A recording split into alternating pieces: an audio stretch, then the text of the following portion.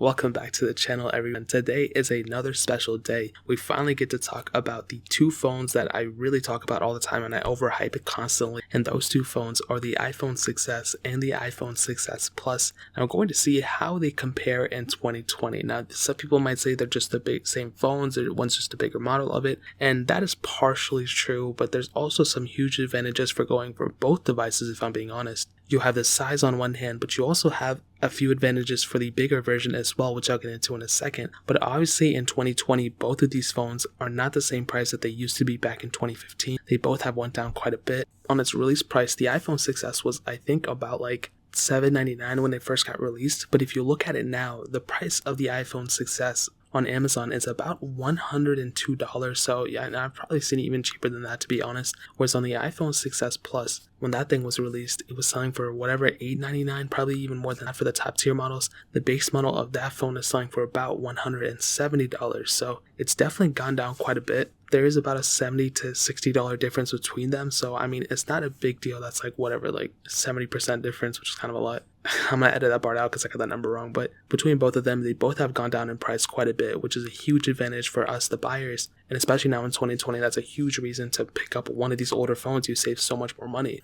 Now looking on the front, the iPhone 6s was released with a 4.7-inch IPS panel. You do have Force Touch on it, which is really cool. That resolution is 750 by 1334, which is an okay resolution. I mean, it's a smaller screen, so there's definitely less pixels to push there, but it's not really that good of a screen, to be honest, anymore. We have screens that have True Tone, we have screens with OLED displays in them, and for something like this, it's an okay panel, but it's not really good. It's just something that we kind of coincided like with an older iPhone panel. That's kind of how we see it. It's just an older iPhone display. I think that's the best way I can put it. And with the iPhone 6s Plus, we have a 5.5-inch 1080p panel on it, and that one is actually an IPS panel as well, but it's actually not that bad of a panel. We have Force Touch on it as well, and even though it's not an OLED, it's not whatever, I can kind of see how it is a better display at the end of the day. And numbers are one thing, but actually seeing it are another thing. And I do think the 6s Plus actually does have a better display overall than the iPhone 6s, and it might not be by much, but it is still a something at the end of the day. So I will give the advantage to the 6s Plus in terms of the display. Both have lightning ports on the bottom, both have headphone jacks, which are really cool. So you have both of those capabilities, having the headphone jack and also the lightning port. And these were actually the last phones to have lightning ports too, which is kind of weird. On the back, single camera setups, and when you're holding these phones in the hand and you're kind of messing with them, they both feel exactly the same,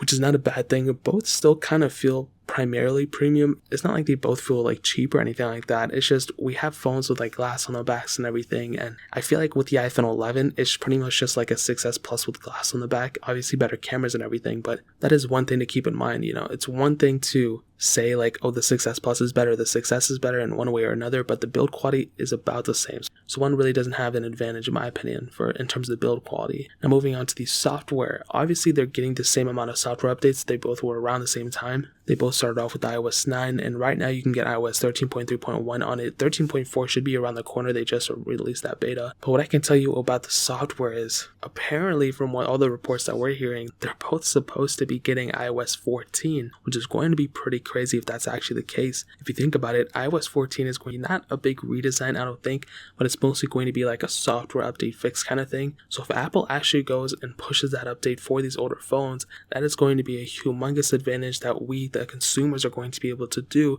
and utilize with these older phones. So at the end of the day, I think it's going to be a huge asset if we still continue to get software support for these things. And with the amount of bugs that are in iOS 13, I definitely do think it's probably going to happen. But what I will say, and this is a huge development that's been happening for the last couple months, is that check rain jailbreak. So if you guys don't know, the check rain jailbreak basically is a jailbreak that allows you to jailbreak, I'm saying jailbreak so much, to jailbreak any iOS version on a certain amount of iOS devices. So iPads are included, iPhones are included, and both the iPhone 6s and the iPhone 6s Plus both fall under that category. So if you want to, you can go and jailbreak your iOS device if it's a 6s or 6s Plus on any iOS version that it's on. So if it's on iOS 9 or if it's on iOS 13 or 14 in the future potentially, you'll be able to jailbreak your device, which is going to be an amazing thing. And whether you jailbreak it or not, whether you use that capability or not, you're still going to have that capability, which is going to be really cool. So whether you want to do it, that's awesome. If you don't want to do it, that's also awesome but you have that capability if you ever change your mind. So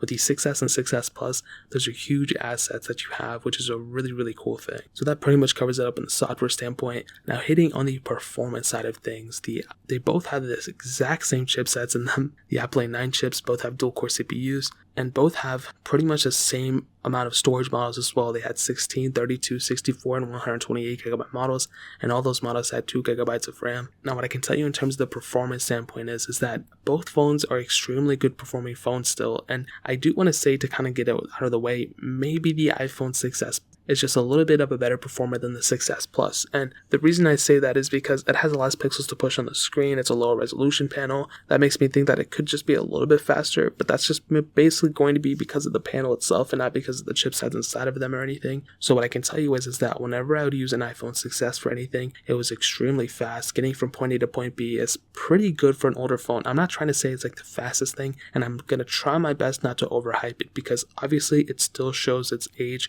It's not really like a amazing performing phone anymore, but it's good enough for a 2015 phone, if you know what I mean. Like when you have that in the back of your mind and you know that this isn't the latest and greatest, it's actually not a bad performing device when you consider those things. However, when you compare it to the devices that we have now, obviously it's not as good. That's a given. Even the iPhone 6S Plus, when I would use it, whenever I do anything with it, I used that phone as a main phone for a while, and that was a very good performing phone too. Whenever I did anything with it, it was extremely fast. And it's funny because both phones actually have a similar thing. So back, I think on early iOS 13, even iOS 12, I was noticing that my iPhone 6S was faster than a lot of the newer iPhones that were coming out, and my iPhone 6S Plus was a lot faster than some new iPhones that were coming out too. So it was weird how that kind of juxtaposition was happening. I don't even know why I use that word, but it's weird how that was happening. So I don't think it's like a one-off thing. I think these phones are really, really fast for the age and everything, but I don't expect them to be like an extremely faster phone than all these newer ones that are coming out anymore. So that pretty much covers it up in terms of performance standpoint. Now hitting on the cameras, both have